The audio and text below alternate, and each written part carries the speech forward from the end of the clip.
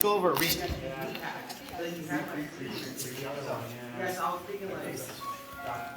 Okay. So we'll start in our standard, ashi position. We're going to go to the reap, so I want to control this side. You don't have to overhook. When you overhook, you're kind of limiting the heel exposure. So I like to cup, scoot in, and cup the knee.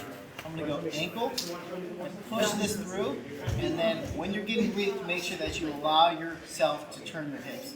So this does the first initial turn, and then I'm going to drive through and hook. And so what I can do is I can just figure four here, and I'm in this position, right? So she's turning her hips away. I have her knee controlled, and I'm just figure fouring on my calf, and this one's thread underneath. So if you want to put a lot of control, because if she just pushes my knee, she can slip her leg out easily. So what I want to do is I want to rotate my knee and my hips towards my left like this. And then I want to put pressure into her thigh. Not her knee, just her thigh. Like this. So now it's harder for her to push and start to slip out this knee. So again, cupping, right? Her hips are square to me. I go ankle, push, I thread through, and figure four. I rotate a little bit and put a little bit more pressure on the thigh, not the knee. And as long as she's very pliable with her hips, she's bending her leg, this won't cause any trouble on her knee and will be in a nice position, right? Obviously, you can also play around with going to game over from here. So my left foot is going to replace where my right shin is. So it's going to go here. I go over and I cross.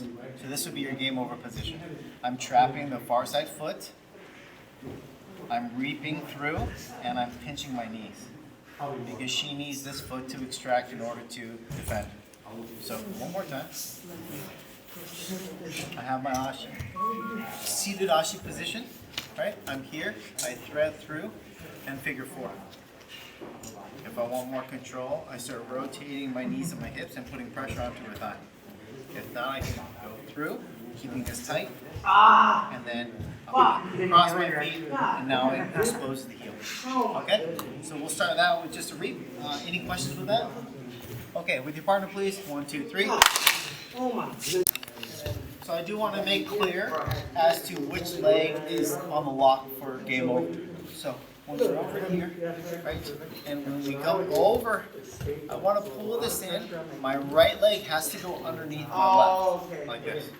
If I put my right leg over my left, now she has access to my heel and the lock. So if she starts peeling this out, now I'm going to have issues. If I pull this in and I go underneath, now when she tries to peel it, there's not really much she can do. So just keep that in mind. This is still fine, and I could probably finish in time, but she has access to the lock with my heel to push it off. Right? But if I'm over here, this is a lot better. I'm pinching and really isolating this knee and then going forward. So if we're finishing the heel hook, right, there's two primary ways to do it. So once we're here, there's the left side, there's the right side. So if you're going to the right side, you're going to fall to your right hip. Right? It almost turns into like a backside position. Same thing. I'm peeling this, making my wrist like this, palm to palm, and then I'm going to bridge, take out the slack out of the outside of a ligament like this. Then I bring my hands to the center line and I finish. Right? So that's going to my right. The problem that I don't like about this is if I'm not good in the backside position, it's easy for her to escape, right? So that would be a little bit of an issue. So the other option you have is going to your other side. Let's do a 180. 180, like this. Okay, so it's always better to start to go to your left side. So I'm going to rotate her on this side. So now I have gravity with the weight, and it's harder for her to spin out, right? So I'm going to go wrist to wrist. I'm going to bridge into the knee, and then bring my hands to the center line. Right? This would be much better because now I'm utilizing gravity and my weight into the heel. So here, I'm peeling, I'm starting putting pressure. You may not be able to turn it all the way through. That's fine. I can still finish it here by bridging and bringing over.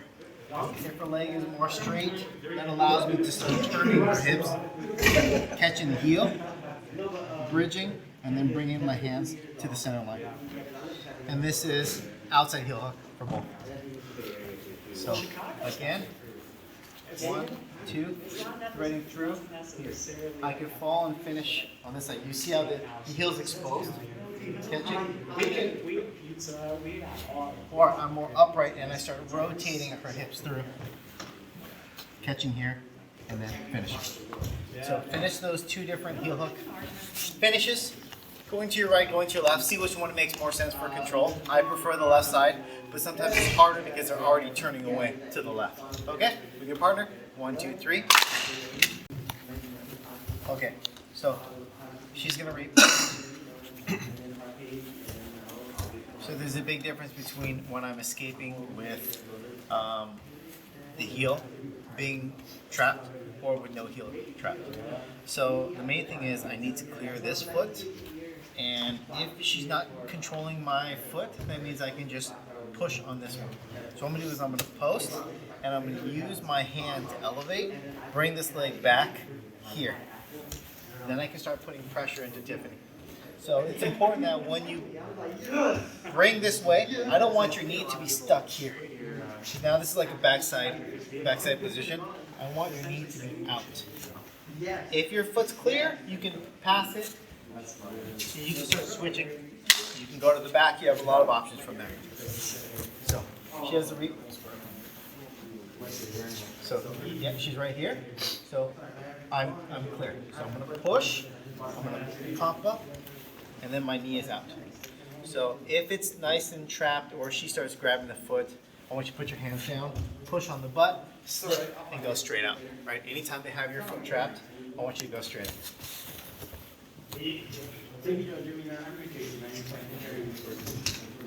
Okay, so again, if you need a grip fight, you can push. I need to retract this back. Some guys had issues clearing this one. You can just push this away. As long as your foot's here, pushing, coming up and putting pressure, right? And then you can clear, point, and then start to go to side control. Okay, so that's the first one. You are in the reap position, but they don't have the heel trapped. There's no heel hook. Okay, 1, 2, 3.